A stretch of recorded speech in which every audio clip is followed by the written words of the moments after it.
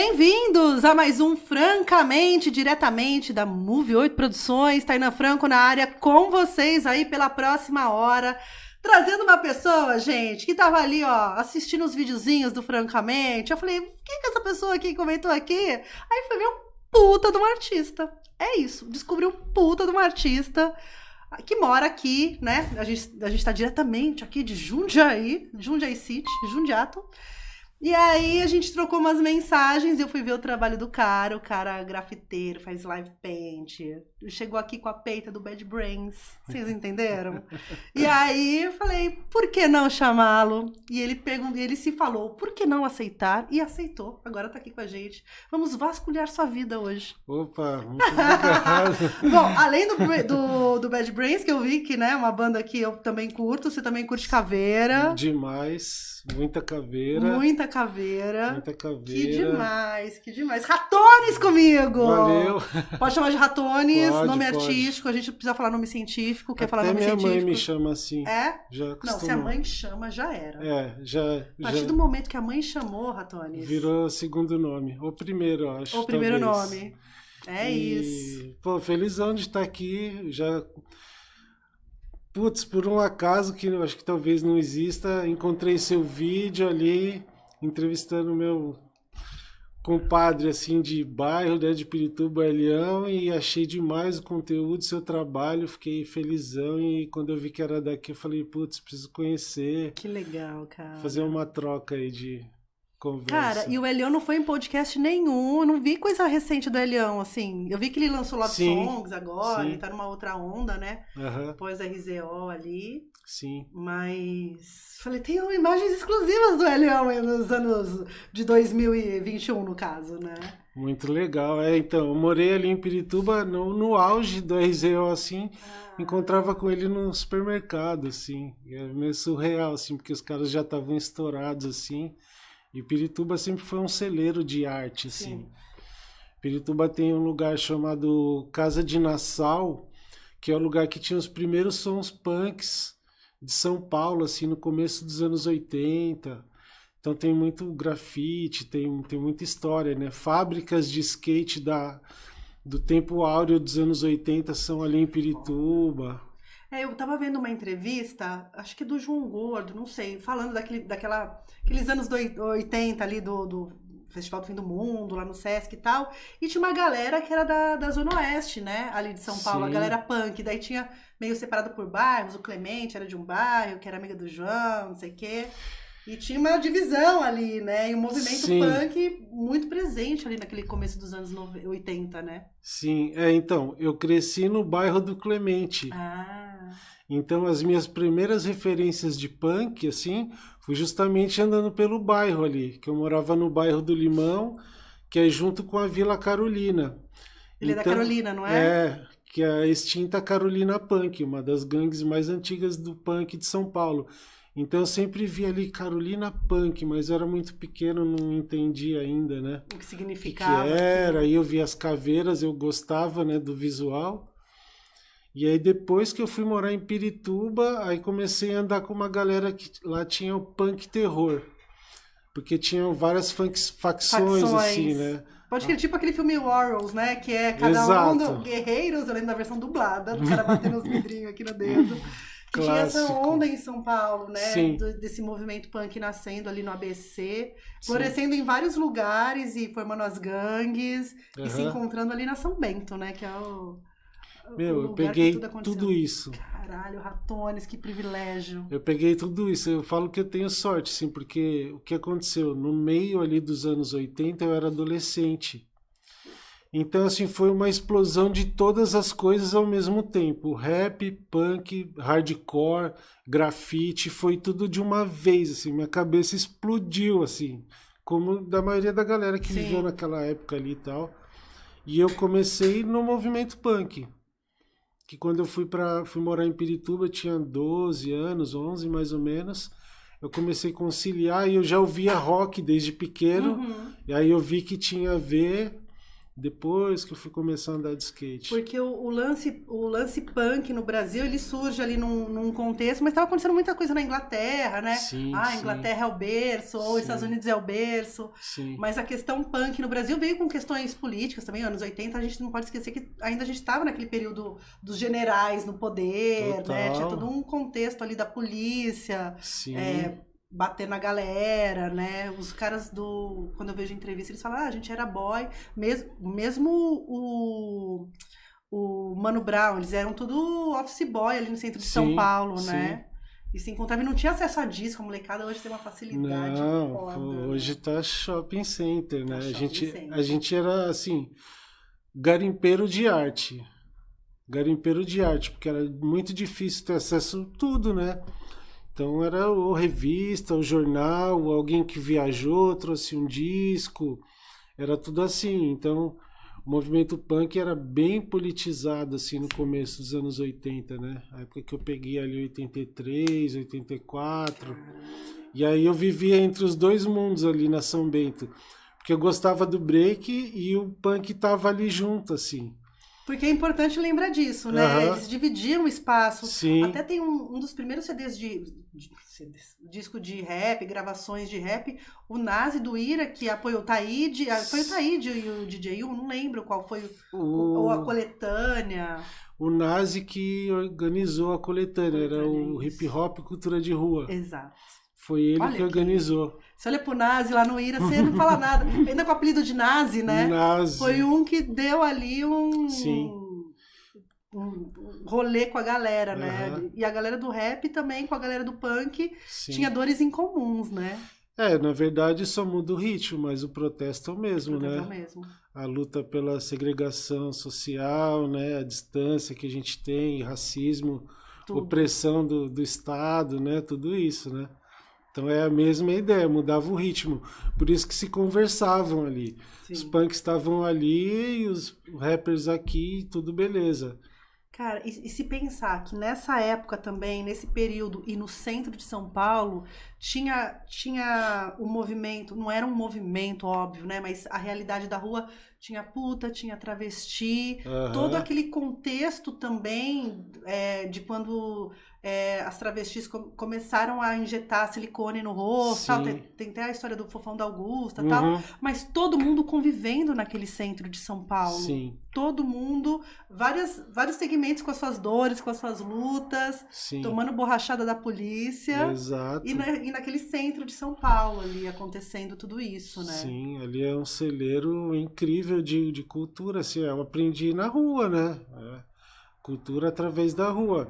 Desde o movimento punk, assim, que comecei a ver os zines, assim, comecei a entender as coisas, que dá aquela claridade na sua mente, falar, nossa, velho, eu tava sendo conduzido por aqui, tá todo mundo indo aqui, né? E, pô, anos 80 ali, centro da cidade, até você andar com uma camiseta de banda, era complicado, não era simples. Tinha que saber o nome de todo mundo da banda, os discos, tudo, né? E a informação não era você dar um Google, né? Não. Máximo você tinha, sei lá, o Ariel ali da... o Ariel. Tinha uma galera ali da galeria do rock. Sim. Que levava a fitinha BASF, aí gravava, né, os sons. Cansei de comprar disco ali, fitinha cassete gravada. Você chegou a pegar a época do Napalm? Porque o Napalm, só teve um show punk no Napalm e depois não deixaram mais. Sim. Então, eu me lembro do Napalm na época, mas não cheguei aí. Tinha o Madame também, né? Madame eu cheguei aí, mas Madame, eu fui não no Madame Punk, já fui no Madame Gotiquinho, anos 90, anos 2000, uma coisa mais... Mas eu peguei essa cena assim, underground, assim, peguei muito, espaço retrô, comecinho dos anos 90, eu vi um monte de banda antes de estourar, assim, Garage Fãs, que hoje são meus amigos, que legal, Planet Ramp, era tipo underground, era um inferninho mesmo, tocava as bandas pequenas, assim, tocavam todas ali. Meu, foi animal, né? Cara, e um puta caldeirão. É que hoje, na distância, e também com o contar das histórias, você vê a importância de tudo que aconteceu naquele centro de São Paulo e tudo que acarretou para a história do país, né? Você vê ali, de repente, o Ratos fazendo um disco, questionando coisas, você vê o Racionais também, RZO. Eu falo que a cultura são marcos históricos, né? Se não fosse a arte, se não fosse essas expressões artísticas, a gente não teria referencial na vida. Exato. Referencial de tempo. Porque daí no livro de história, quem escreve põe o que quer, né? Cada um dá sua versão, né? Mas aí, música, né? Você vai pegar as músicas do underground, né? Fora a gravadora, porque daí a gravadora dá aquela pasteurizada, né? Sim. Mas você pega as músicas de contestação da época, a mesma questão de gravação, que o instrumento era tudo ruim, não tinha acesso. Não tinha acesso, cara. Não tinha. Você não conseguia comprar uma guitarra, você não conseguia comprar uma batera, porque era tudo importado, o mercado era fechado, uma loucura. Não tinha nada e a gente vivia aquela geração no future, né? Assim, o adolescente daquela época, da virada dos 70 para 80, assim, tava todo mundo desempregado, ou era subemprego, assim. Inflação lá em cima, segregação lá em cima. E ditadura, tudo junto. Meu, eu fiz minha primeira pichação na rua em 84. Caralho, você lembra onde, assim? Lembro e tipo, deu primeira ruim. Pichação, a gente nunca esquece. Ou a primeira dura, a gente nunca esquece. Primeira pichação, só que assim, era muito mais tenso que hoje, total, era fim da ditadura, mas assim, na rua mesmo, o negócio tava rolando e já era. Eu como punk na época, assim, pô, quantas vezes batiam na gente, fazia tirar o coturno, tirava a gandola, levava embora, ou se pegasse pichando o grafite, putz, tava ferrado. Já vi história de nego que pichou a cara, assim, do pichador. Bater, fazer de tudo. Cara, no contexto do picho, a gente tava falando aqui antes de entrar, né? Sim. Acho que o documentário Picho foi uma coisa que mudou minha vida, assim, Nossa, real. muito bom. Real, assim, aquele documentário devia ser obrigatório em todas as escolas, porque eu acho que é um serviço de utilidade pública, né? Sim. E eu lembro que eu peguei em São Paulo, em algum momento, o final dos eventos de trocar folhinha. Sim, cara, eu muito achava legal. Aquilo tipo papel de carta e uma galera que sabe ler picho, mas não é alfabetizada. Mas qualquer picho, qualquer letra que tem ali, a galera consegue entender, isso é foda. É a linguagem da periferia, a periferia gritando a pichação. É aquele moleque oprimido que ele tá naquele subemprego, que ele tem a arte dentro dele, só que ele não consegue comprar 15, 20 latas para fazer um grafite. Ele se expressa através do picho, né? Não, eu acho foda, porque tem o negócio de subir, né? Os andares que você sobe. Eu lembro de ver uma galera fazendo com extintor. Tem uma técnica com extintor também que eu acho incrível, né? Faz um negócio gigantesco. Gigante! Cara, porque a galera começou a desenvolver técnicas, porque também a lata não era acessível, né? Também tem essa. Não tinha nem material específico, né? Hoje tem várias marcas de lata. O biquinho. Cap, Agora inventaram até um cap. Até inventaram agora que ele faz traço fino e grosso ao mesmo tempo, você regula. Então, gente, olha a caneta esferográfica pra pichar agora, né? Mas naquela época, assim, as primeiras manifestações assim que eu vi de rua eram os diretas já no fim da ditadura dos anos 70. Ali teve 88 direto. Não, foi antes da Constituição de 88. É, antes. Mas eu já via, foi as primeiras pichações que eu posso falar que eu vi, era diretas já, a baixa ditadura, foram as primeiras. A primeira comunicação que eu via na rua, assim. Eu lembro de andar com meu pai no centro da cidade e ver os tanques de guerra, assim, eu ficava morrendo de medo, assim, porque eu era pequeno, né? Aquele bagulho gigante, assim, ficava, né? E aí depois quando você começa a entender, você fala, nossa, velho. Tem uma galera que vive, ainda mais que a gente tá no interior de São Paulo, né? Tem uma galera que não tem noção do tamanho que foi a repressão. Sim. E aí vendeu-se muito que só era reprimido quem aprontava. Sim, né? exato. Que daí você começa, bandido bom é bandido morto, e esse discurso se alastrou na vida. Sim, exato. Né? Mas esses depoimentos aí de você criança, ver o tanque na rua, de ver... Cara, isso é a memória viva do país. Aham. De história recente. A construção tem 30 anos. 88. Foi outro dia. Foi outro dia, cara. Não deu tempo da gente fazer nada com isso ainda. Outro dia, não. Quer dizer, algumas coisas andaram. Outras deram uns passinhos pra trás. Mas outras passinho pra frente, passinho pra trás. Outras não. E tanto que a repressão em cima da arte tem sempre. Sempre. A gente vê qualquer motivo. O primeiro ataque é na cultura. Exato. O primeiro ataque é essa desmobilização, porque a cultura, como eu disse, ela constrói uma outra memória, né? Sim. Ela conta uma outra história. Eu lembro que eu tenho uma história de Dresden, na Alemanha, que é a Alemanha Oriental, né? E aí tem uma história que durante lá a Segunda Guerra Mundial, a Ordem era um berço de cultura ali, tinha teatros, museus, não sei o quê. Uhum. A ordem era, a partir do centro de Dresden, bombardear 45 quilômetros expandido para acabar com todos os vestígios de cultura, porque um povo sem cultura fica um povo sem referência. Uhum. Então a tática de guerra era começar...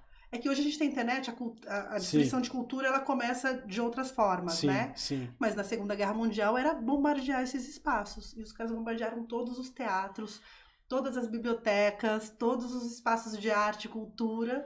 E a galera vai ficando sem... Para além das mortes todas, a galera vai ficando sem referencial, né? Sim. Do que é um povo. E o povo com menos conhecimento, ele é mais maleável, é mais fácil de dominar. Claro. Né? Com poucas referências, É por isso que é tão combatida a cultura, né?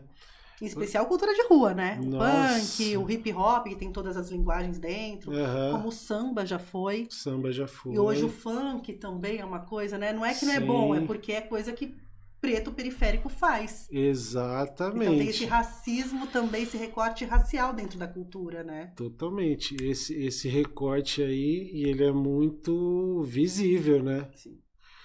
Outro dia aconteceu um negócio engraçado aqui. Outro dia eu tô fazendo grafite pelas ruas, eu fui comprar um grafite, isso uma lata de spray, uns 2 anos atrás, a menina da loja falou, você tem que deixar o número do RG e tal. Falei, pô, cara, sério? Mas por quê? Não, tem que deixar, porque você tá levando uma lata e tal. Eu falei, beleza, assim, não entendi muito na hora. Aí, uns 2 meses atrás, eu fui comprar de novo na mesma loja. Aí eu falei pra menina, ainda vou ter que deixar meu número do RG aqui. Ela falou assim, às vezes a gente pede, né? Às vezes não. Eu falei assim, qual o mal que eu vou fazer com a lata de spray? Só se eu der na cabeça a pessoa e matar ela. Sim. Aí eu falei pra ela, sabe qual é o problema disso? Eu posso fazer um grafite, escrever uma ideia que as pessoas vão pensar. E quando as pessoas começam a pensar, tudo muda. É esse o medo. É esse mesmo. É esse o medo. Porque a pessoa com cultura, ela muda, ela começa a questionar, ela começa a entender aquele meio que ela... coisa chata, né? Questionar. Exato. Como ser assim? questionado, na verdade, né? Questionar é bom, ser questionado é ruim, né? Exato. E a pessoa com cultura, por isso que estão sempre batendo em cima. Sim. Porque desperta, você abre, você enxerga. Sim. Quando eu conheci o movimento punk, eu falei, gente, onde que eu tava indo? Tá todo mundo indo aqui, ó. Não, eu posso ser eu mesmo, eu posso me expressar com a minha arte. Ou eu posso ser. Eu posso ser. Eu posso ser. É um negócio surreal, né? Porque eu me lembro, assim, que na época... eu tinha que se apresentar no quartel, que eu já fui, obrigado, que eu não queria ir. Eu não gosto de arma, vou fazer o quê no quartel? E aí, você começa a estudar, você tem que estudar no Senai, ou no não sei aonde, e virar um futuro peão de... Peão, é isso. É isso. Mas a formação é pra isso, né? Formar você pra não questionar e apertar parafuso, né? Exato. E apertar parafuso. Você saiu do quartel? Sim. Não ficou? Não, graças a Deus, mas quando eu fui... E pichei o quartel e depois mentira. Só que tem um rodapé lá, só pra... E quando eu fui foi engraçado, porque eu fui de boné assim e eu tava de moicano, assim, pra trás aparecia. E aí quando eu cheguei no quartel, eu já era alto, assim, o cara bateu nas minhas costas, o soldado falou assim, vai servir comigo, hein? Eu falei, beleza, velho. Bora aí.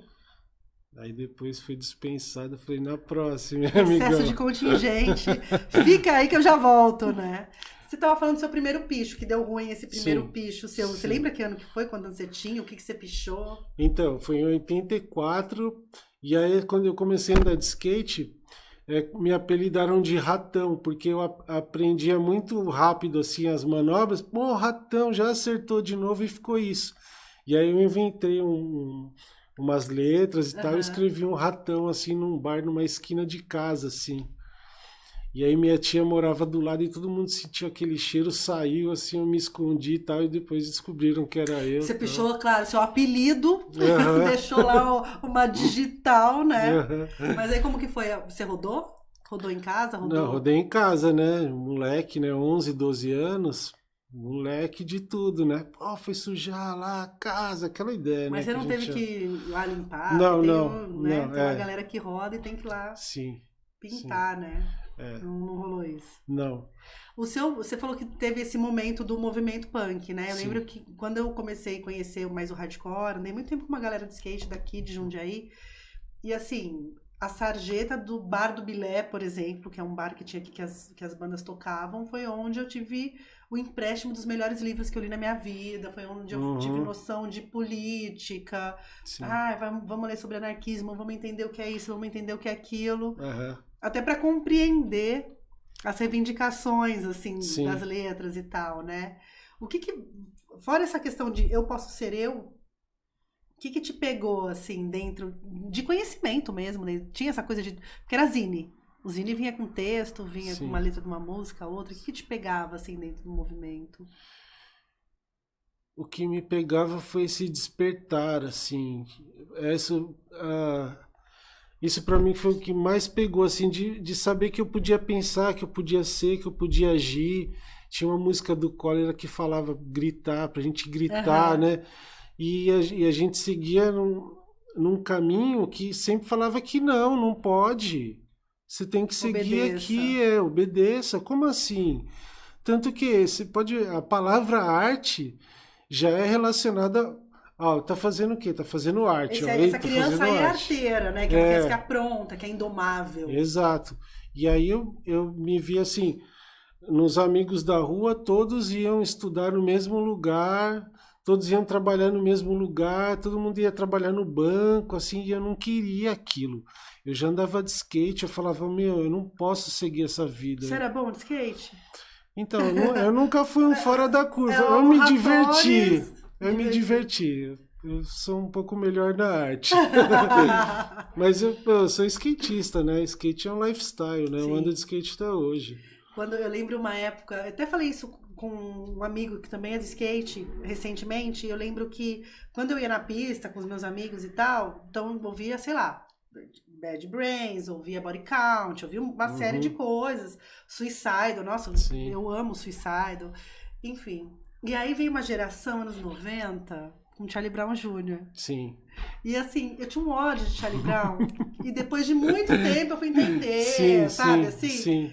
Mas a geração que eu frequentei, a época do skate, quando entra a molecada, e a gente vira um velho conservador, né? Sim. E hoje eu vejo isso com mais clareza, né? Sim, exato. Porque o Charlie Brown, ele trouxe uma molecada, trouxe os elementos do hip hop ali e tal. Sim. Mas tocava na Malhação. Então, a gente Você meio teve não... esse momento? Sim. Tive esse momento meio não gostava e graças a Deus com essa claridade depois das ideias a gente falou, eu conheci o Chorão. Eu vi que ele era um cara skate mesmo na veia. Ele cresceu muito o nome do skate, da cultura do geral, né? Sim. Do rap, do hardcore mesmo. Ele foi um cara fundamental, mas a gente não gostava assim no começo. O que você ouvia na pista? Punk rock, essencialmente. Sempre. Então, é engraçado, minha formação musical assim, é meio doida. Assim, que minha família é da roça, bem do interior. Então eu via música caipira, muita, assim, tinha um carreiro, essas coisas. E uma outra parte era roqueira. Eu tenho uns tios que ouviam muita música 50, 60, assim, esse tipo de rockabilly, assim, e tal. E foi assim, então eu sempre meio cresci com o rock, assim, e tal. E eu tinha um tio que... No fim dos anos 70, poucas casas tinham uma vitrola para você ouvir vinil. Que era um móvel, né? A vitrola era um móvel na sala. Uma caixa gigante. E na minha casa tinha. E esse meu tio puta artista. O que ele fazia? Ele ia em casa com os discos de vinil, colocava os discos e ficava desenhando, que ele pintava também. Aí, tipo, acho que esse foi o... Assim, Qual que é o nome do tio? Porque Cláudio. o sanguinho desse DNAzinho do tio tá bem presente na tua vida, Tá, né? o meu tio tá no outro plano hoje em dia, mas ele foi um Mas grande... deixou um legado, né? Nossa, total, meu. Eu vi aquelas capas de Pink Floyd, Kiss. Eu tive meu primeiro objeto radical, foi um carrinho de rolemã. E eu já customizei, escrevi um Kiss grandão, nem sabia o que queria dizer Kiss. Mas eram as capas do disco do meu tio, que ele ficava ouvindo e desenhando. Eu passava tardes com ele. Então foi minha grande influência aí.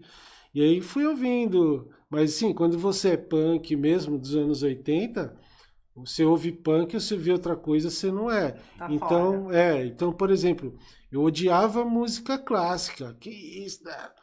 Eu desenho, hoje eu vi no Chopin, Bach, hoje eu amo, porque a minha visão ampliou, eu entendo aquela arte que eles... Cara, mas é tão uma coisa nossa, na adolescência, na juventude, Sim. de provar um ponto e colocar muros. A gente quer tanto Aham. ampliar os horizontes que a Sim. gente coloca muro pra se autoafirmar, né? Exato. Esse lugar também da música sertaneja, da Uhum. música de raiz, de ouvir Bezerra da Silva, não pode ouvir um samba. É. Cara, que coisa mais punk que Bezerra da Silva? É, total punk. Né? Tem uma coisa, tipo, ouvir o Mussum cantando, né? Os Sim. originais do samba, sei lá, tem um monte de coisa Sim. maravilhosa na música brasileira, Chico né? Buarque é punk Eu total. sou suspeita. Ouve o som, você lê a letra, o cara é punk. Cara punk.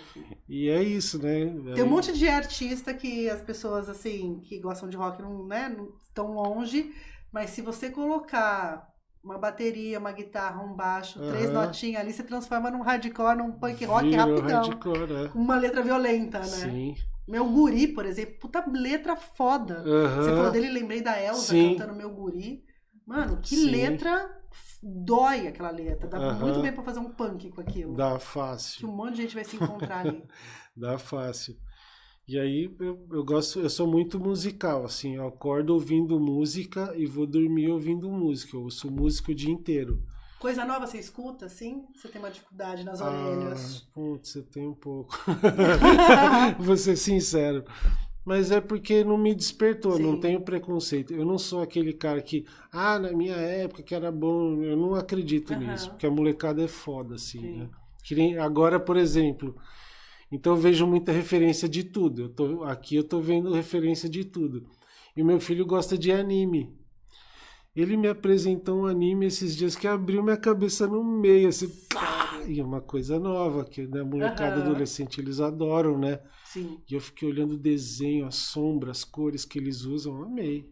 Não, e uma coisa que a galera, falando do rap, né? Aí tem o dissidente, que é o trap, né? Que é uma Sim. linguagem ali Sim. que, né, é uma vertente. Sim, Não sei nem se posso falar que é vertente, eu não sou uma pessoa Sim. crítica musical para determinar o que é, mas enfim, tem uma correlação. sim, E aí tem uma galera que cresceu vendo desenho do Naruto na TV, nos Aham. anos 2000, sim, e hoje faz trap otaku. Faz Sim. trap ligado com referências de anime. sim, Eu falo, gente, quando eu imaginar que aquela contestação do rap, não sei o quê, ia ter uma vertente que ia falar dos animes, mas faz total sentido. total O sentido. Neil fala desde a bolacha que ele comia Uhum. até o Naruto. Aham, E fala, mano, é uma criança, é um Aham. cara sim, se expressando enquanto criança que foi, na realidade que ele foi, né? sim, sim. Eu acho muito foda, assim, é contar história através da arte, né? Contar a história através da arte. Meu, eu tenho tanta referência de tanta coisa, assim, de um artista que eu amava, assim, que foi referência pra mim, que ele morreu na pandemia, o Daniel Azulay. Nossa, que era da Que TV é- Cultura. É, Fazia os desenhos lá. aham, e eu via aquilo, eu ficava alucinado, assim, com aquilo. Nossa, era foda demais. Ele morreu bem no Demais. primeiro ano de pandemia, Aham. né? Eu cheguei a trocar mensagem com ele umas vezes pela internet e falava, nossa, cara, ele Ele respondeu, responde. não acredito. E aí não deu tempo de conhecê-lo, assim. Putz. Mas eu tive muita referência, assim. Na verdade, outro dia eu estava até pensando, se eu olhar para trás, eu sempre fui o que eu sou hoje. Então, assim, um bom tempo eu trabalhei, eu deixei de fazer arte, assim, eu fazia paralelo. E aí, em 2002, eu trabalhava numa distribuidora de skate. Mas tava ali perto do seu coração, né? Tava ali. E aí essa empresa fechou, e aí minha irmã na época tinha uma empresa de silkscreen na Galeria do Rock. E aí eu falei, vou dar um tempo aqui, pelo menos tem arte aqui, dá pra ouvir um som, fiquei por aqui.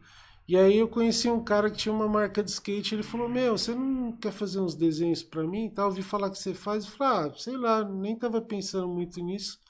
Fiz, e aí bombou de vender assim os shapes, aí falei, tem um negócio aqui pra acontecer, tá acontecendo alguma coisa. Porque, eu não queria ir pro trabalho convencional, não queria. Quando a arte falou mais alto pra você? Porque o menino de 12 anos pichou, mas daí geralmente a família fica no pé pra terminar o colegial, porque entende-se que você só é alguém quando você escolhe uma, né? Vou ser isso, quando você escolhe uma profissão, e tem que ser uma profissão que caiba dentro do contexto social, né? Então você é advogado, você é vendedor, você é o que for, mas você só é sujeito quando você escolhe uma profissão. Se for aquela coisa padrão ali, Se for uma coisa padrão. Como que veio isso na tua vida, assim? Você teve emprego padrão? Distribuidora de skate é padrão, mas não é muito. Mas não é muito. Eu tive... Trabalhei em banco. Eu comecei... Meu primeiro trabalho foi numa empresa de silkscreen com 11 anos. Eu fazia os fotolitos. Que legal. Então, assim, já comecei ali, que eu te falei. Na parte criativa. Exato. Né? Mas aí em 96 eu montei uma marca de skate. É o sonho de todo skatista, né? Eu quero ter uma marca, quero ter uma loja e tal. E aí, comprar minhas próprias lixas, exato, fazer meu próprio desenho. Andar no shape com o meu desenho e tal. E aí, nesse meio da criação da minha marca, eu falei, eu gosto tanto de arte, né? Eu preciso ficar mais próximo disso, na elaboração de tudo, né? E aí, acho que em 96, 97 ali deu um estouro. Porque eu sempre tive muito envolvido com grafite, amigos grafiteiros e tal, então tava sempre ali. Sabe no filme Todo Poderoso, que aparece aquelas mensagens, assim? Então, tipo, a arte toda hora aparecia pra mim ali, assim, e a sociedade te pressionando pra seguir esse caminho, porque é isso, a idade tá chegando. Tem que compor rei, tem uma série de coisas, tem que virar hominho. É o debut, né, social. E aí, cadê sua faculdade? Cadê seu apartamento financiado? Cadê, né? Então, era uma situação dúbia, assim, eu ficava meio naquela, assim. Até que o cume, assim, o auge foi em 2002, que eu larguei tudo e falei, agora eu vou viver o que eu gosto, assim. Eu vou me aplicar... Vou viver da arte. Vou viver da arte, estudar. E como que foi esse momento pra você, assim? Porque é uma decisão... Claro, 2002 a gente não tinha algumas facilidades que se tem hoje. Por exemplo, divulgação. Hoje, divulgação para um artista, você faz basicamente gratuitamente. É claro, tem que cavar o seu lugar ao sol, né? Mas como lá em 2002 isso soou para você, assim, as escolhas, você começou por onde? Vou oferecer meu grafite para uma loja? Como foi seu primeiro passo no empreender artístico? Então, foi muito difícil. Muito difícil, porque eu já morava sozinho, eu saí de casa com 19 anos, fui morar sozinho. Abri minha loja com 19 anos, tinha uma loja de skate. E aí nessa época, em 2002... Isso em Sampa, tudo em Sampa. Em São Paulo.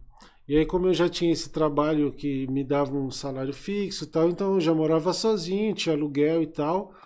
E aí eu saí desse emprego para começar a empreender na arte, tipo assim, o mês que vem eu tenho aluguel, eu tenho que... Então foi muito difícil, assim. Então de 2002 a 2004... Eu trabalhava numa empresa e chegava em casa e fazia arte. Tinha um trabalho para manter a arte, basicamente. Exato. E aí em 2004 eu comecei a desenhar para uma marca aqui de Jundiaí, que é a Your Face. Your Face, que fica ali no centro, Exato. Né? E faço até hoje. Sério? E aí todo mês eu tinha... Porque a Your Face também é ligada com skate, tem todo um contexto ali da Your Face, né? Sim. E aí em 2004 eu comecei a desenhar para eles... E aí todo mês eu tinha que vir aqui, porque eu trazia as artes e aí ficava, né, vendo a elaboração dos produtos. Camiseta, tudo. Boné, shape, tudo, fazia tudo. Toda a comunicação visual, criei o logotipo da marca, fazia tudo. Que é meio que um carinha no skate, é o logotipo? Era, parecido com o do DRI, parecido antigo. Com o DRI, pode crer. Nossa, nossa! E aí em 2014 deu aquela crise hídrica em São Paulo, que foi terrível, não tinha água mesmo. Que fazia rodízio, né? Exato. Nos bairros, quando ia ter água. Tá. Sim. Rodízio é pra periferia, sim, né? meu bem. Sim, acho que foi numa gestão do Alckmin, acho que foi isso, não foi? Porque eu trabalhava na Zona Sul, ali no Ibirapuera. Tinha descarga todo dia, nunca toda hora. faltou água. Bom, a gente sabe, né? Uhum. E aí deu essa crise, eu tava meio com o saco cheio de São Paulo já, aquele trânsito, aquele auê, tudo. Aí falei, acho que eu vou morar em Jundiaí, cara, que é pertinho. Do nada, assim, você não tinha, tipo, fora esse trampo, você não tinha uma rede? Não. Tinha nada. Conhecia uma outra pessoa só e a galera da marca. Eu falei, eu vou. Falei com a minha esposa, vamos. Aí topou na hora, assim. A gente se jogou. Que é a vida do empreendedor, se jogar, você não sabe se vai dar certo. Se você vai correr contra tudo e todos, porque mesmo quem está próximo de você te questiona, torce contra, que a gente sabe. Quem tá próximo é a última pessoa que vai comprar uma arte sua, que vai assistir um vídeo seu, que vai apoiar um trabalho seu. Às vezes uma pessoa distante, ela é muito mais sua fã do que as pessoas que te cercam. Sim, e é inacreditável isso. Muito isso. E aí, é isso, um trabalho de resistência, né? Viver de arte, né? Resistência total. E aí eu faço um trabalho no Sesc que é bem legal. Você falou que você estava essa semana, né? Você foi no Sesc. Tem ontem. vários trabalhos legais, calma. Your Face, Sim. Vem pra Jundiaí, Sim. Começa a empreender artisticamente aqui. Exato. E as coisas começam a funcionar. Porque também, às vezes, quando você muda, você tem um impacto de ser um lugar meio mais fechado e tal. Sim. Eu senti uma diferença, assim, que o povo de São Paulo, ele é mais aberto. Sim. Aqui é mais fechado. As pessoas não têm muita essa rede de amizade, assim, eu senti muita diferença, porque São Paulo mesmo, né? Mas aí continuei a internet, né? Continuei atendendo clientes de São Paulo e tal. E aí em 2016 eu comecei a trabalhar com a Vans e aí comecei a ir mais para São Paulo. Cara, vamos lembrar aqui, é que hoje a Vans é uma das maiores marcas do mundo, uma das marcas mais populares ali, né? Sim, exato. Mas era muito ligada ao skate, antigamente um nicho fechado, né? Sim. Que eu lembro que era a Vans e Mad Hats, que eram as duas marcas ali, que em algum momento a galera das pistas usava, a galera do hardcore. Sim. E Vans virou um fenômeno. Sim. Fenômeno. Sim. Porque, assim, a moda enfrentou tantas crises. Sim. Né? Você tem sapato lá de R$7.000 das marcas, não sei o quê. E o Vans continua na mesma proposta. Sim. Você olha aquele old school ali que viralizou. Sim. Você não tem um Vans old school, você não tem pé na sua vida. Que é basicamente isso. Né? Eu falo que, assim, quando você vê uma marca na sessão da tarde é porque o negócio aí já... Sim, já estourou, chegou... E é legal, né? Porque a Vans manteve vários princípios desde o início da marca. Ai, fazendo uma propaganda da Vans. Eu tenho Vans, tá, gente? Só pra deixar claro aqui. E aí você começou a trabalhar com a Vans, porque também tinha tudo a ver com você, né? Sim. O punk, o skate, tudo, né? Tudo a ver. Era uma marca de sonho que a gente não tinha aqui, né? No Brasil era o Mad Hats. Então o Vans veio depois, né? Sim. Ter acesso às coisas. Porque o lance também, que a galera não entende, é que era muito difícil o mercado internacional aqui no Brasil. Pra você comprar um shape gringo, pra você comprar uma roupa, uma camisa, uma peita, um jaco, qualquer coisa, né? Então tinha um mercado nacional aqui que nem sempre conseguia entregar a mesma qualidade. Sim, né? Exatamente. E aí, anos 90, meio dos anos 90, o negócio começou a abrir mais. Isso não quer dizer que as pessoas tinham acesso, quer dizer que estava no Brasil. Que as coisas chegavam, né? Sim. Mas aí eu lembro do Vans ser muito sonho de consumo, assim, da galera muito. Muito. E aí matei vários sonhos, assim, várias metas, que em 2018 eu conheci o dono da Vans, ele veio pro Brasil. E aí a Vans me contratou, falou, Ratones, o Steve Van Doren tá vindo pro Brasil, a gente quer que você pinte um shape pra gente dar pra ele. Foi ele que fez uma tarde de autógrafos lá na Vans, teve um Fez. evento. Cara, eu lembro desse rolê. Quando ele veio, teve uma festa fechada ali, só com a galera mais próxima, assim, da Vans, que eu participei, que ele deu uma palestra. VIP, Ratones VIP da Vans, maravilhoso. Que cara incrível, assim. Cara incrível. Um cara que manteve vivos sonhos, né? Assim, Exato. que não Incrível. foi cooptado pela vida que passa. E pessoa mesmo, o cara é incrível, assim. O cara divide. Meu, a gente tava no evento ali da Vans, meu, ele deu guitarra pra galera, assim, ó. Tem outra visão. É outra visão, o americano ele enxerga a arte diferente, não é paga pau, não é isso. Culturalmente é diferente. Sim. E aí as coisas, bem dizer, começaram lá e... É isso, né? É uma realidade, Você né? tem um tênis seu da Vans customizado por você mesmo? Ou você não se customizou ainda? Não, tenho. E como que é essa relação? Porque assim, ok, falei que o Vans viralizou numa época agora, né? Todo mundo tem Vans aí, mas tem essa questão do customizar. Porque daí você vem num outro contexto, né? O movimento punk, ele era customizável, né? Então, começou muito daí essa ideia de customização, que customizar a jaqueta... Colocar os pets da banda que você queria, o jeito que você rasga, o jeito que você borda, tudo, né? Começou daí, então... Quando chegou para mim um tênis para customizar, eu já estava familiarizado, né? Que eu customizava meu coturno, colocava os rebites, escrevia com o branquinho. Sim, com tal. liquid paper. Branquinho ou liquid paper? Deixa aqui embaixo. Branquinho ou liquid paper? Então, customização sempre fez parte, assim. E eu nunca pensei em me colocar numa caixinha, assim. Sou grafiteiro, sou ilustrador, eu sou um artista visual. Então eu manifesto minha arte de várias maneiras. Na customização, na ilustração, no grafite, enfim. Você fica... Essa customização, não só customização, mas quando você olhou pro teu traço e falou assim, esse sou eu, você teve essa busca de identidade no desenho, assim? Sim, e é difícil. É difícil porque você é influenciado por muita gente. Tem muita gente que eu admiro. Então, muitas vezes me peguei fazendo desenho e falei, tá legal. Aí meu senso crítico falou, mas tá parecido com fulano, com outra coisa. Então, até chegar esse momento é difícil. É difícil. Para criar o meu logotipo, eu faço logotipo para um monte de gente. O meu foi mais difícil. Para eu falar assim, isso é minha cara. Você é mais crítico com você. Sim.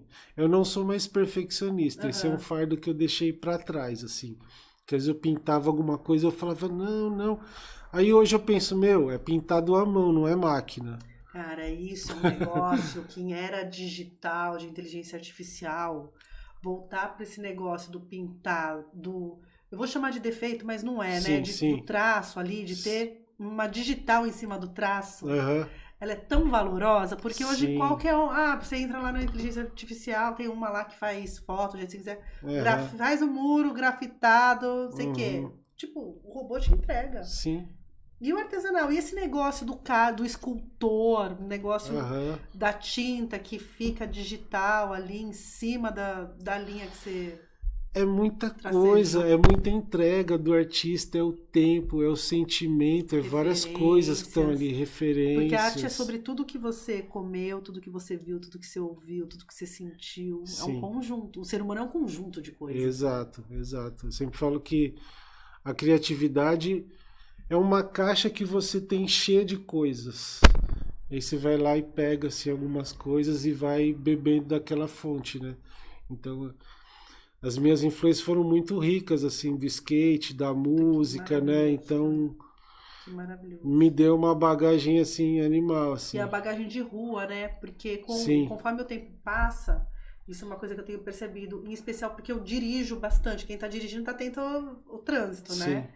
Mas às vezes, quando eu tô de carona, eu falo, gente, eu não tinha visto esse grafite aqui. Aqui na 9 de julho mesmo, outro dia que eu vi um grafite que é de 2022. Um picho, na verdade. E você para de reparar a cidade. Você para de reparar. É muito louco isso, incrível, né? Isso. E a gente vai perdendo essa sensibilidade e essa conexão com o espaço que a gente caminha todo dia, que a gente vive. Meu, quando eu comecei a reparar a rua, eu falei, cara, que bagulho foda, assim. Aí, tipo, eu comecei a fazer stencil, porque no começo dessa ideia de arte de rua, tinha os lambi-lambis, né? Começou a pichação, então não tinha muito grafite e desenho, tinha muito stencil, a técnica do stencil. E aí eu peguei essa manha de fazer, aprendi na unha, assim, em casa, né, cortando, dava errado, fazia de novo, era assim, né? Você fazia com radiografia? Eu tinha um amigo que Sim, cortava faço todas as até hoje. Tem radiografia aí pra emprestar? Faço até hoje. Pegava as radiografias, tudo virava stencil. Pegava de casa de todo mundo e fazia stencil. Então a rua é muito rica. Sim. Muito rica, muita coisa, muita informação, muito... Cara, eu vi uma pessoa da moda dando uma entrevista falando de referência da moda, né? Sim. E assim, o movimento punk também teve um referencial de moda, uma influência muito grande, né? No que as pessoas que não eram do movimento punk iam vestir. O movimento punk ditou ali durante um bom período, ainda dita, né? Sim. Você vê os caras do sertanejo, por exemplo, tem um monte de referência na roupa, que é rock and roll, que é grunge, ou que a enfim, qualquer coisa. E aí, eu vi porque tem os olheiros de moda, dizendo que era sempre de trás pra frente. Eles estavam na rua percebendo aonde estava encaixando o alfinete, que cor que estava usando, que o processo era o contrário. As pessoas achavam que a passarela ditava o que usava na rua. E o cara dizendo, não, a rua já ditou o que vai ser, já tem ali as informações na rua. A gente só vai lá pro estúdio e ver tecido e ver um negócio diferente, enfim. Mas tá tudo na rua. Tudo na rua. A maneira que a gente come, que é cultural, a maneira que a gente se veste, que são tudo atos políticos e atos culturais, né? Sim. E depois o que vai vender na indústria, o que vai estar na passarela, são informações que já estavam ali postas. Exato. A Viviane Westwood, por exemplo, ela não inventou a moda punk, já tinha uma coisa acontecendo. Né? Ela só cooptou, juntou as informações e fez uma parada ali que deu uma visibilidade gigante, né? Mas já tinha os alfinetes na roupa. Sim. Meu, uma coisa assim que me pegou muito assim no skate, a questão cultural, é que eu peguei a época assim, a gente no começo dos anos 80 até o final tinha um visual do skate, que era a bermuda curtinha, colorida e tal. Sim. Quando virou os anos 90 que o mercado quebrou, aí virou underground total. Aí, tipo, cada um usava uma roupa. Você criava o seu estilo. Naquela época, você vê uma pessoa com cabelo roxo, era um negócio surreal. Você fala, nossa.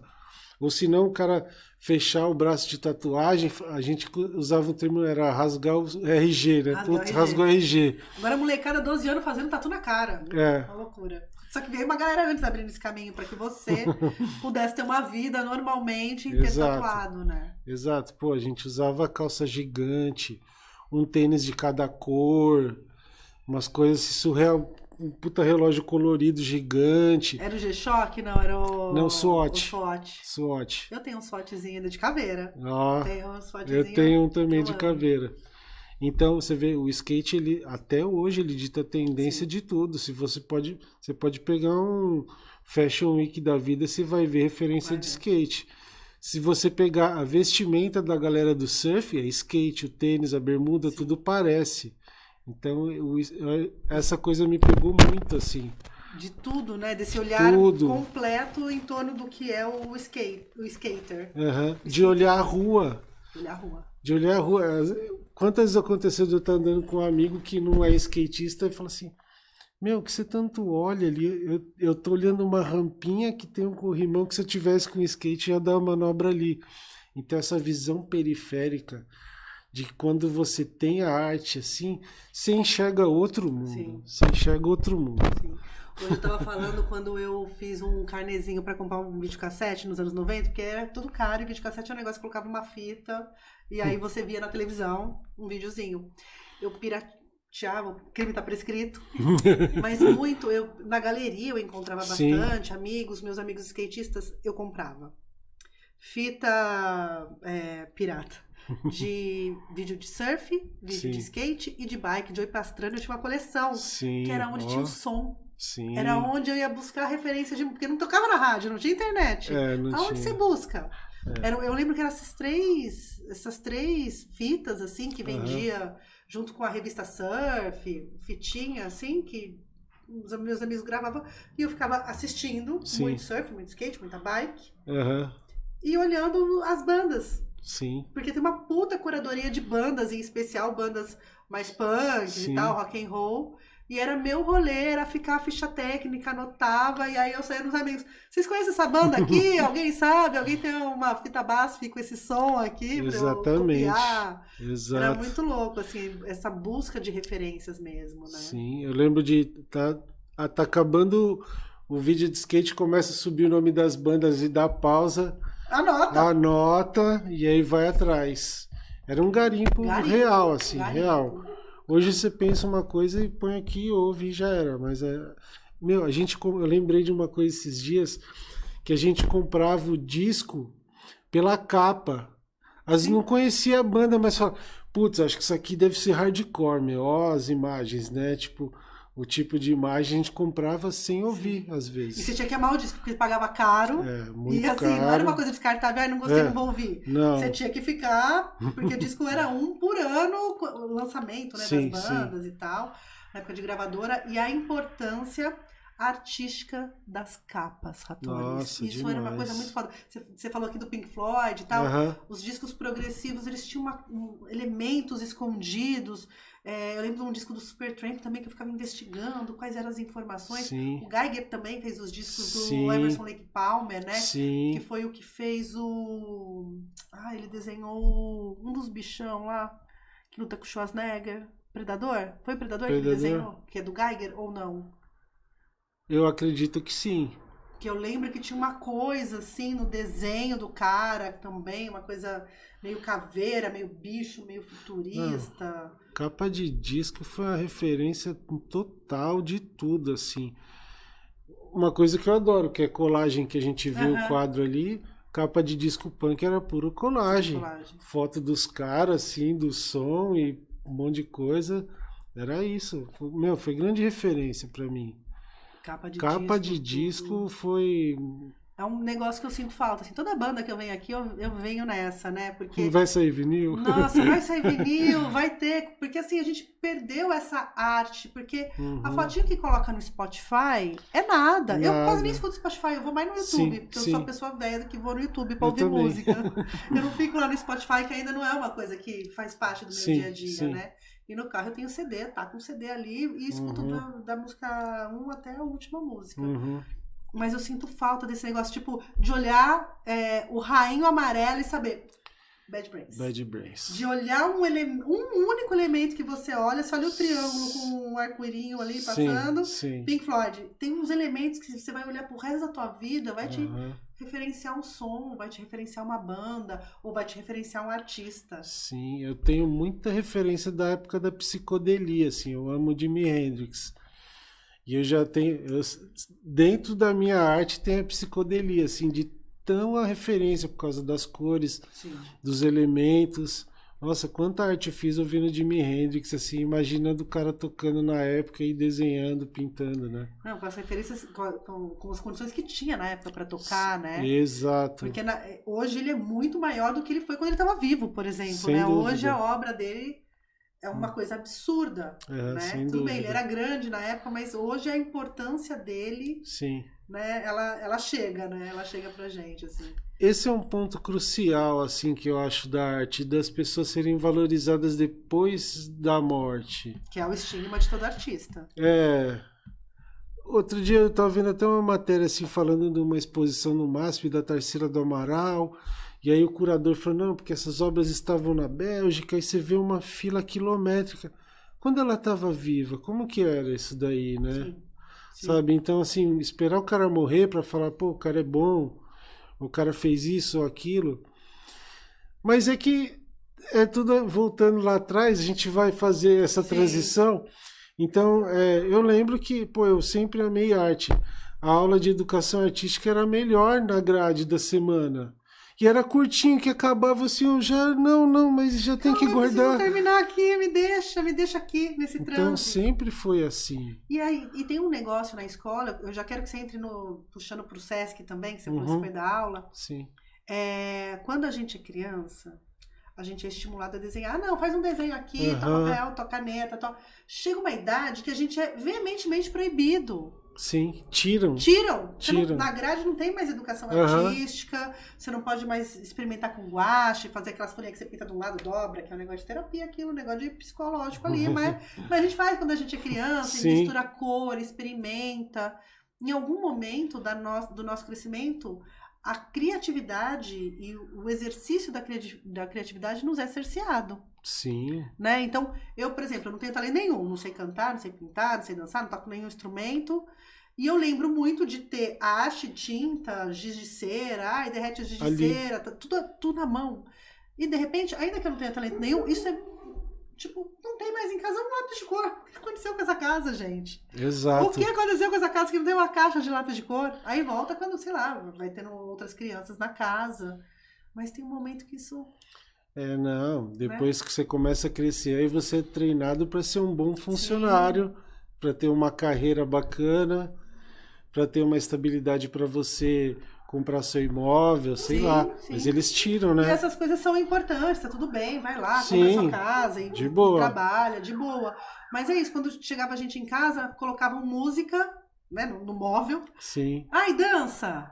Eu nunca fiz aula de dança, não sei dançar, sou péssima, inclusive, sei bater cabeça, dar cotovelada, abriu a roda ali, eu vou nos cotovelos roxos. Mas assim, ninguém mais vai me pedir pra dançar, quem curte nessa casa, sabe, assim? Pois é. E só quem realmente tem essa veia pulsante da arte, como você, desenhista, ou gente que toca, enfim, consegue segurar isso dentro de casa. Sim. Consegue manter isso, ainda que seja dentro do quarto. Sim. Né? Ainda que seja um hobby. Mas fora isso, algum momento isso some. Retirar de você. Quando eu morava com os meus pais ainda, adolescente, nosso quarto era cheio de pôster e tal. Ali adesivo na janela? Tudo, total. Adesivo na janela, tinha as marcas, OP, eu lembro que tinha vários adesivos assim de marca. Sim. Coloridos, bonitos, e as marcas de skate e de surf eram os adesivos mais bonitos. Sim. Assim. Mas também ficava restrito ali, né? Também não precisa se manifestar fora daqui, né? Aqui já tá bom pra você o espaço, né? Aqui tudo bem, ser colorido, tua vida lá fora, não, você precisa ser mais preto no branco. E aí você falou que estava dando aula, foi dar aula no Sesc, foi dar oficina. Sim. Hoje o seu trabalho, eu vi que você tem as coisas, você fez caveirinha agora esses dias, que você me mostrou. Você continua desenhando, continua pintando, continua trabalhando para várias empresas e tal. Sim. E esse lugar de dar aula, Ratones? Putz, isso é muito esse lugar louco. Da educação na tua vida, porque esse é um lugar de aflições colocadas, total, né? Total. Isso é muito louco e a primeira oficina que eu fiz oficialmente foi justo para Vans. Já começa aqui, no sonho do sonho, entendeu? Desafio total, porque assim, uma coisa é você saber fazer, outra coisa é ter didática para passar isso. E aí foi em 2016 que foi a festa, a gente já falou um monte, mas faz parte. Vamos lá, eu quero essa festa da Vans, na próxima me convida a Vans. E aí eles queriam fazer, a gente vai fazer uma oficina de shape e vão ter 200 e poucos shapes. E aí vai ter a galera lá. Oficina livre, assim. Livre. Livre eu vou dar a base de como usar as tintas, de como proporção. Uma dica básica, assim, de como desenhar e tal. Beleza, foi a primeira. E aí em 2016 mesmo eu comecei com o Sesc. E aí assim, né? Você chega lá, tá na frente da galera e tem que passar seu conhecimento. Porque ainda que no evento da Vans é uma galera mais próxima no sentido de referência, de universo. Sim. No Sesc, pai Sesc, eu chamo mãe Sesc, né? Porque mãe é mãe. Mãe Sesc, você abre ali um mundo de possibilidades. E de referência e de pessoas diferentes e tal. É demais isso. A troca, porque assim, a arte é a porta de entrada, porque aí já gera um monte de coisa. Então aparece um monte de artista. E aí você consegue ver no desenho que eles fazem no shape a personalidade, você vê de cada um. Tem gente que faz um desenho pequenininho, você Coisa vê que a pessoa assim, tem outro que é expansivo. colorido, menos colorido, mais pastel. Aham. Ontem mesmo eu fiz lá no Sesc em São Paulo, e aí o menino fez. Eu falei, meu, essa é a cabeça dele, tipo, é uma confusão mental, o desenho, assim, ó, um monte de rabisco, um monte de coisa. E de pegar, assim, crianças, meu, o moleque fazer um trampo, assim, rápido. Fala, caramba, velho. Eu falei, Tem uma vem mão cá. ali boa. Eu falo, meu, eu já vou naquela. Já pensou em trabalhar com arte? Eu falei, cara, eu vivo de desenho. Já pensou? Ah, não, minha mãe fala que isso aí não dá futuro, não. Isso aí não. Gente. Meu, artista nato, assim, ó. Rouba essa criança, copia dessa criança para o mundo da arte. Que nunca estudou arte, vai lá e faz porque já é dele, tá dentro da pessoa. Que foda. E é muito louco Que essa idade troca. você dá aula lá no Sesc? Faz as Então, oficinas? como tem vários tipos de evento, então eu já peguei um evento no fim do ano de crianças, que é de, sei lá, de 8 a 10, 12. 240 crianças num mês. Nossa. E às vezes pego oficinas que são livres, mas assim, de 13 até adulto. Que demais. E ali é aquilo, né? A arte também te proporciona um bem-estar de saúde mental, Exato. né? Eu falo que se não fosse a arte na pandemia, a gente teria chegado à barbárie, para além do que foi. A arte nos salvou. A arte nos salvou. E acontece uma coisa muito louca, Tainá, que eu falo assim, galera, eu explico tudo, como é que usa a caneta, como vai fazer, como vai aplicar o desenho. Aí eu falo assim, gente, agora vocês têm que entender uma coisa. A arte tá ligada à palavra liberdade. Libertem-se, façam o que vocês quiserem. Ó, se só tiver caneta roxa para você fazer o tronco da árvore, pinta de roxo. É a sua árvore. Meu, a expressão das pessoas fala, Aliviadas. ufa. Porque, por exemplo, tem vários tipos de customização. Pode pintar, pode fazer colagem e tal. Então, quando eu ofereço tudo isso, a pessoa não sei desenhar, mas eu faço a colagem. Beleza, é a sua arte. E as pessoas, elas se libertam, assim. Isso é muito louco. Nossa, que maravilhoso. A troca. Meu, pessoas que fizeram oficinas comigo que começaram a trabalhar com arte e me chamam. Elas me chamam de professor. Eu nem sou professor de nada, né? É, sim. Professor. É um provocador. Pode ser. Provocador. Professor, ó, desde aquela sua oficina eu comecei, hoje eu tô fazendo tatuagem, tô fazendo grafite. Meu, isso aí pagou o rolê todo. Bom saber, porque daí eu vou contratar ele para fazer umas oficinas. Eu vou mandar todo mundo mandar mensagem para ele. Obrigada. Ele falou, isso pagou o rolê. Não, porque é para tudo, né? Para camiseta, para parede, para tênis, para vida, né? Para capa de disco. Sim. Façam disco, galera. Sim. Façam disco. Assim, eu acho que a arte é que a gente não percebe, porque ela é tão necessária quanto para mim, quanto respirar, assim. Total. A gente está o tempo todo produzindo, não produção artística, mas se relacionando com cultura.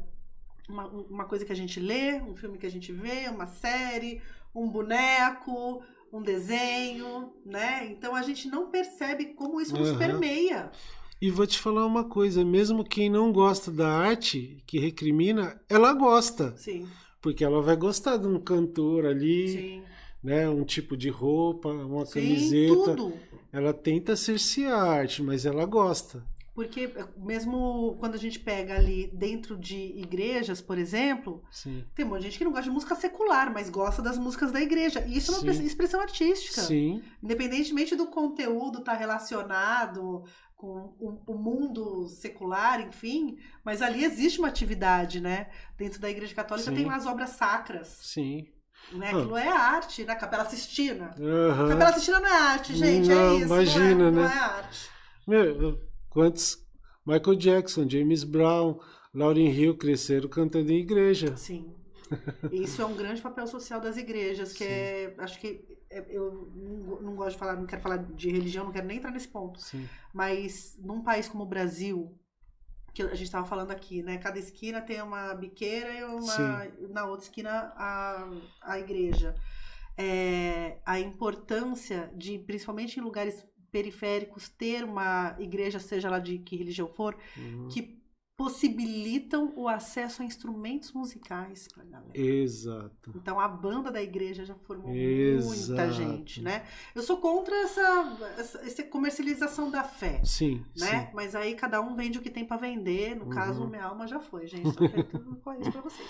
Mas assim, essa importância, né, nas periferias do Brasil, onde não chega nada, e aí tem uma banda da igreja, a pessoa aprende a cantar, aprende a tocar, que o cara quer estar lá na Sim. banda, né? Pra louvar, seja lá, né? E eu acho esse papel social da igreja é o que eu admiro, assim, Sim. sabe? Essa produção Sim. do religare através da arte. Isso eu Exato. acho foda demais. Você vê que tá em tudo, né? Tem tudo. Meu, a gente fez um Sesc Interlagos. É na Zona Sul, lá no fundo. O Sesc Interlagos é o que tem o palco, ali Um onde rola o parque, Bem Brasil. É um parque gigante. Meu, a gente fez um Dia das Crianças, tinha 15 mil pessoas. Meu Deus! E aí, sim, 15 mil pessoas que estão num centro cultural que estariam aonde se não tivesse aquilo? E quanto que você passa, e quanto que você troca, e quanto que eu aprendo? Porque o professor que acha que só ensina Tá ali tá trocando. equivocado. Eu aprendo um monte de coisa. Eu vejo um menino fazer um traço, falei, olha, eu tô supostamente ensinando, olha. Se depara com uma novidade ali. Então a importância, meu, e putz, graças a Deus, assim, foi uma coisa legal, assim, nessa minha jornada da arte, poder mudar algumas pessoas. E De se falar transformar, assim, né, meu bem? sem dúvida. E se transformar também, porque são atravessamentos, né? Sim, E essa sementinha que você planta ali no moleque, liberdade, faz. Até um menino que tá tendo uma catarse ali, uma confusão no desenho, aham. né? Sem julgamento. Não, sem julgamento. Sem julgamento. Sem julgamento, eu falo que não tem. A arte, ela é muito pessoal. É muito difícil você falar o que é bonito, o que é feio. Mas porque também a estética tá vinculada a um monte de coisa. O que é bonito, o que é feio. Depende de quem, pra quem, né? O que é beleza de uma pessoa. Aham. Por exemplo, a gente costumeiramente aprendeu o que é uma estética. Sim, E tem tantas belezas, assim como saberes, milhares. são tantos saberes, né? Exato. Milhares. A arte, ela tá tão presente na nossa vida que a gente nem percebe, né? Sim. E tão importante, meu, na pandemia, quem não pirou, né? O que salvou? Ver curso no YouTube, ver desenho, ver série, Sim. ver isso. Eu pirei, meu. E no começo da pandemia, eu tava negando o trabalho de tanto que tinha. Não tava, Não de tá dando repente... conta. Para tudo. Ah, pirei, meu. Pirei. Comecei a pintar as paredes de casa, grafite.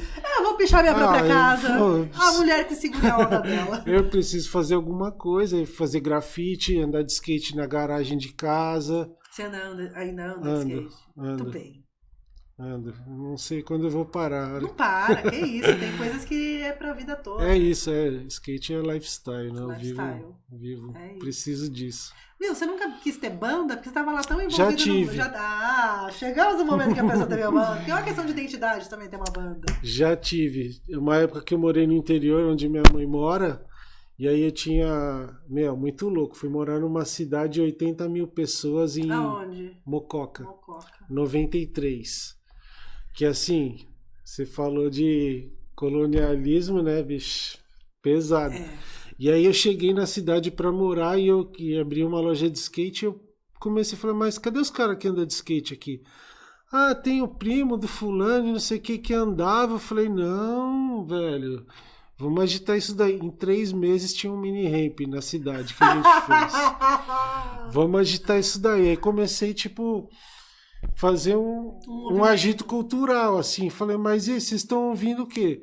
Os moleques, tá. Eu falei, meu, tem o punk aqui, ó, o hardcore e o vídeo e tal. Meu, Secretário de Cultura de Mococa. fui fervendo a galera e rapidinho a gente se juntou, assim, fizemos uma banda aí, os caras de lá. Punk rock. Punk rock. Que essa possibilidade também, o punk rock, ele veio muito no contraponto da música progressiva. Sim, 1000 total. notas, uma viagem, um negócio. Aí vem 3 notas, você faz um som, passa um recado. Passou É a ideia.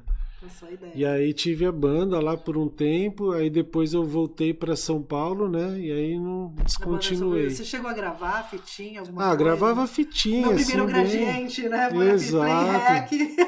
Não tinha bateria, batia numa caixa de papelão para acompanhar o violão, era isso. Quase um carrãozinho ali de papelão.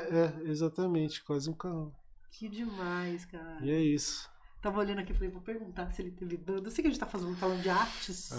Cara, ter banda tá no caminho ali, né? Que você vai indo ali, acontece muito naturalmente. Sim. Porque, igual essa época que eu fui morar no interior, a molecada tava, vive naquele mundinho.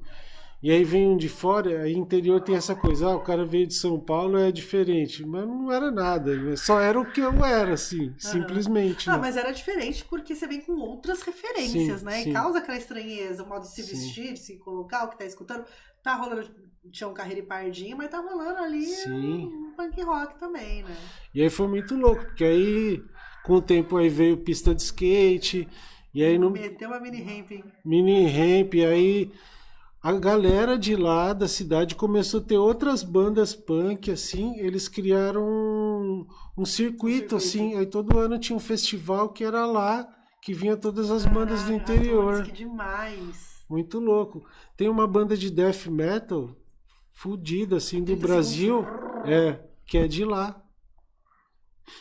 E aí a gente vai plantando sementinha, né? Cara, os caras do Black Pantera estiveram aqui, né? Eu vi. E eles são de Uberaba. Sim. São de Uberaba, que também é esse mesmo contexto de interior, de cidade pequena. Quantas bandas... E eu tô vendo um movimento muito legal agora do punk rock voltado, as bandas de rock daqui do país retomarem aí a presença, né? Eu lembro quando... Acho que foi o Lollapalooza que teve um cancelamento, que o Drake cancelou, não lembro. O Drake. Que alguém cancelou e lembro que entrou no palco Racionais, MC... Não, do Foo Fighters. Foo Fighters eu lembro que não veio por conta daquela tragédia lá com a Batera. Uhum. E aí quem subiu ao palco foi Racionais, MC da fizeram um bololô lá com a galera do rap, o que eu acho fantástico. Mas a minha questão foi, a coisa que a gente tem mais rock and roll no país hoje é o rap. Sim, exatamente. Exatamente. Cadê as bandas? Cadê as bandas? Porque a gente viu aquele boom dos anos 90, né? Com Raimundos, né? Um monte de banda. Que veio uma coisa meio brasileira junto, né? As referências ali. Raimundos com referência do Nordeste. Sim. Né? Aí teve aquelas bandas mais de Minas, assim, uma coisa mais pop, Skank, Jota Quest e tal. Mas a gente teve Raimundos, o Plant Ramp. Sim. Mais pra frente a gente teve o Rapa, mas a gente teve muita coisa ali, Nação Zumbi saindo dali também, né? A gente teve muita coisa ali naquele meio pra frente dos anos 90, né, acontecendo. Sim. E Garagem Fuzz a gente já tinha, Dead Fish, aí tinha uma cena hardcore também que começou a rolar, né? Sim. Especialmente no interior de São Paulo, que eu acompanhei mais. Quem ajudou muito nos anos 90, assim, voltar ao hardcore é uma banda de um amigo meu chamada Gritando HC. Ah, maravilhoso, Gritando HC. Que aí quando eles vieram, um bagulho muito louco. Eu ia na loja do Fábio do Olho Seco, que era na galeria ainda. Aí um dia ele falou, ouve essa fita. Que aí peguei assim, ele falou, é banda nova. Eu falei, beleza, vou ouvir.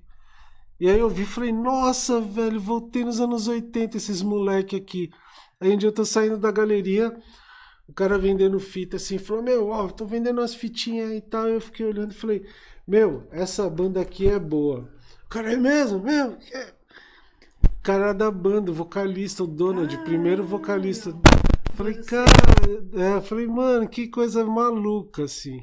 Eu vi muito o Coller, assim, o Redson foi uma perda imensurável, né, pra cena toda. Sim. Mas tem uma galera que manteve bem. Eu comecei muito enverdurada. Aí tinha uma galera na onda do Estreed, assim, rolando também, que era muito massa, verdurado e pesado. Putz, então, na época da verdurada, eu, mais ignorante, ainda tinha aquele negócio do vegetarianismo e tal. Anos 90 ainda tava mais porra louca, assim, vamos dizer.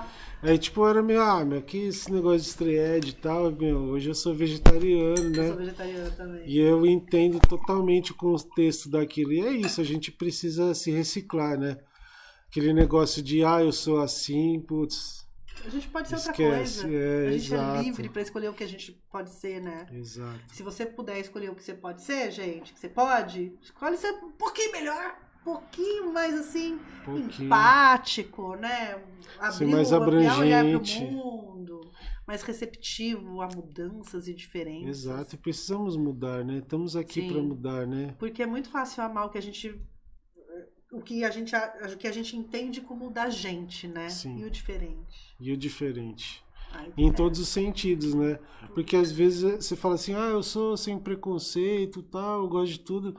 Mas se você ouvir aquela música sertaneja ali, ou funk, você fala, Esse eu não gosto, isso não é música. então, Eu aí odeio não gente dá. que fala, isso não é música. Então, Não é música por quê? Você não gosta- Por quê? por quê, né? Em especial quando isso é relacionado com funk, né? Aham. Isso não é música. Ai, olha, antigamente a música era muito... Mano, 1900 na década de 90, tava lá, a banheira do Gugu, dançando a boquinha da garrafa. Em outros momentos, eu lembro uma música dos anos 80 que cantava o seu pipi no meu popô. Você Exato, lembra disso? Dessa lembro. música? Não tô louca. Meu, Existiu essa música. Escabroso, né? Cara, no Clube do Bolinha, Aham. sei lá, programa de auditório dos Na anos... TV aberta. TV aberta, foda-se, era isso. Lembro que era um isso. trenzinho de homem, mulher, uma coisa...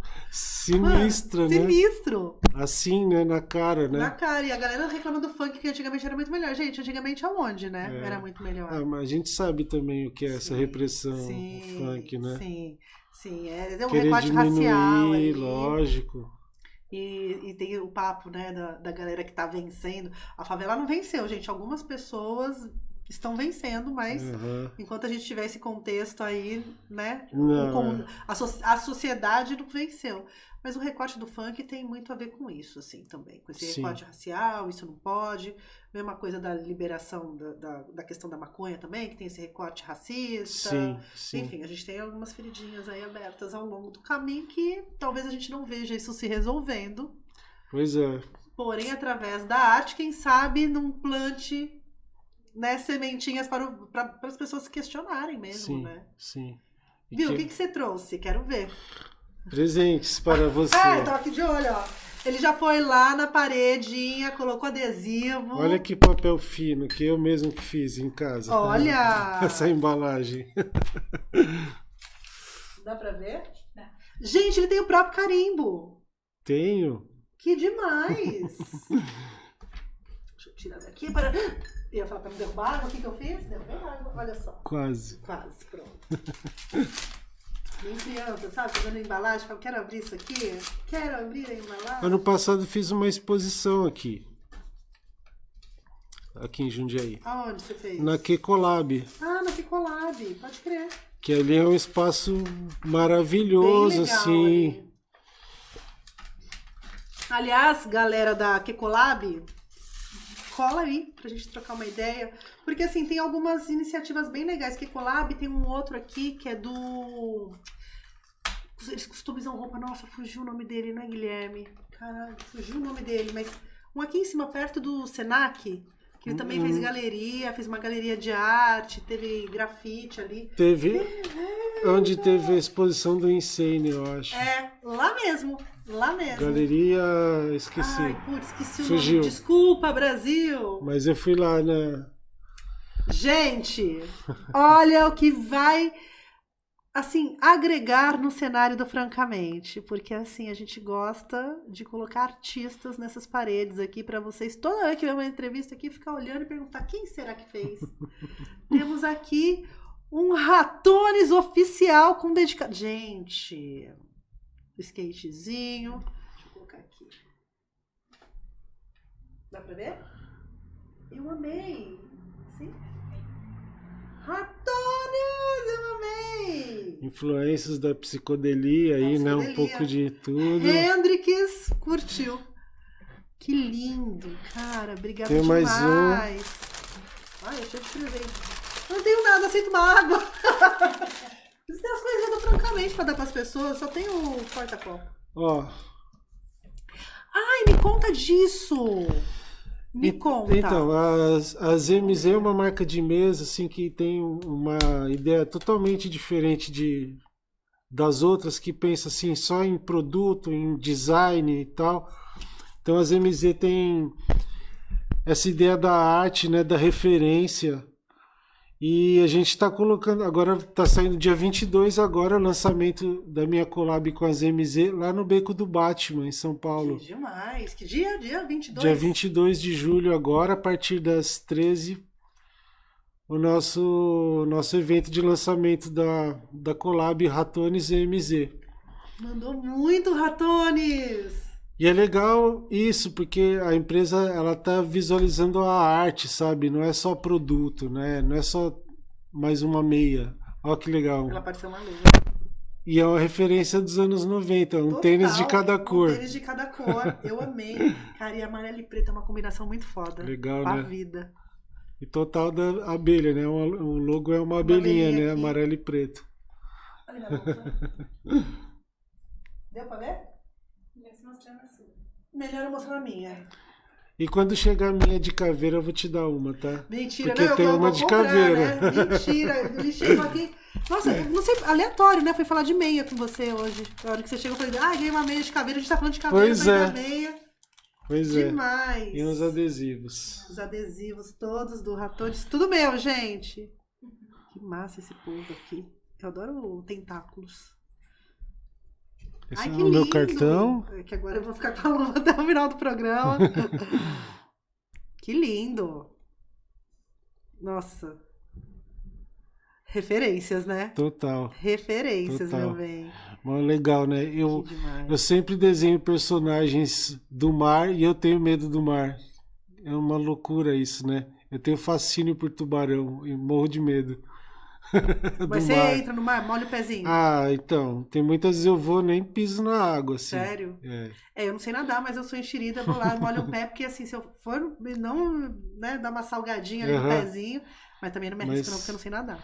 Eu gosto de estar lá, esse contato com a natureza, assim, já tive muitos insights na praia de arte, assim, de ficar olhando o mar, assim, né? O ambiente é bem inspirador, assim. Demais, demais. Viu? O evento no dia 22, a entrada... Anarquia, oi. A entrada é gratuita? Entrada tem... gratuita e vai rolar uma parada muito legal que vai ter um concurso das MZ. Então você vai chegar lá, você vai ter um mockup de uma meia, as pessoas vão desenhar.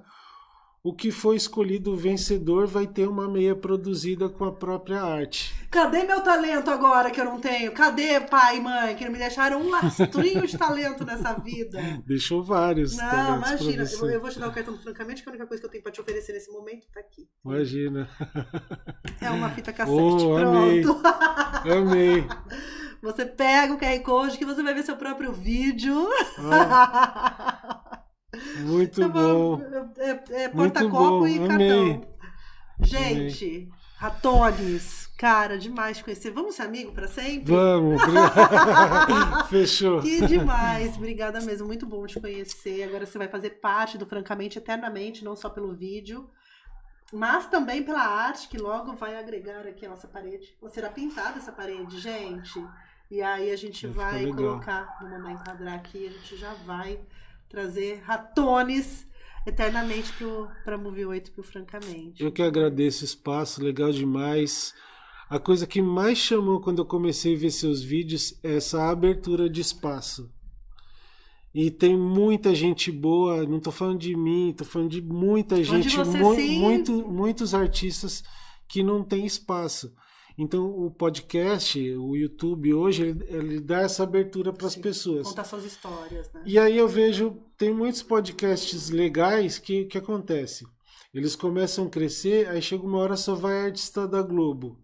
Tudo Porque bem. as pessoas não gostam... Olha aqui na minha câmera agora. O problema é que as pessoas não gostam de artista, gostam de gente famosa. E aqui a gente gosta de artista. E se for famoso, a gente quer que fique famoso e rico. Que a gente aceita a riqueza dos artistas aqui.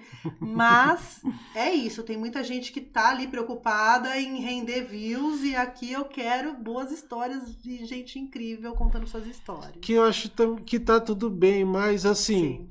Por exemplo, eu sou um artista e eu tenho 10 atrás de mim. um videomaker, um designer gráfico, não sei o quê. E se a minha arte cresce, eu trago toda essa galera junto. Não, a arte a cultura, gente, é 3% do PIB nacional. É mais do que a indústria automobilística. Eu sei que vocês ficam chorando quando a Ford vai embora do país, mas a arte, a cadeia da arte é muito maior que gigante, isso. É gigante. Muito, porque é isso, o artista não tá sozinho, né? Uhum. Tem uma galera que ele consegue trazer junto. Olha, na minha mão aqui, ó, uma galera que ele consegue trazer junto. É isso. Isso é demais. E é inspirador, assim, ouvir histórias como a sua mesmo, e um monte de referência. E eu acho que, tipo, a molecada precisa se apegar nisso, assim. Sim.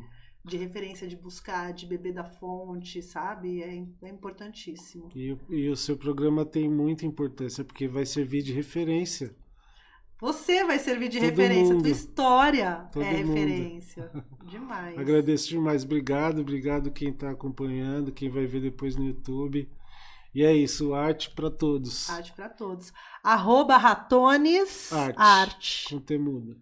Ratones Artes. Gente, para quem tá pela rádio ou para quem tá pelo Spotify, eu vou deixar linkado aqui. Você tem o YouTube também, que eu vi que tá pintando lata vazia. Exato. Eu tenho um canal também que eu divido todo o meu conhecimento. Não tem essa de, isso aqui eu não ensino. Não. Tudo que eu faço, todo o material, tudo que eu sei eu ensino ali. Se eu morrer com o meu conhecimento, vai adiantar o quê, né? A gente tem que dividir, né? Tem que dividir, é o legado. A gente precisa aprender a dividir tudo, né? Tudo, absolutamente tudo. Em especial o conhecimento. Exato. Né? É isso, gente! Ó, este vídeo, YouTube, depois o áudio na rádio, no Spotify. E logo na TV também, pertinho de você, mas depois eu conto essa novidade. Combinado? É isso, eu vou me despedir aqui de vocês. Adeus, Júlia. Obrigada aí por estar pilotando as câmeras e o áudio do Francamente. E eu vou ficando por aqui. Consumam arte, fiquem bem, bebam água e tchau. Valeu. Valeu. Francamente, com Tainan Franco.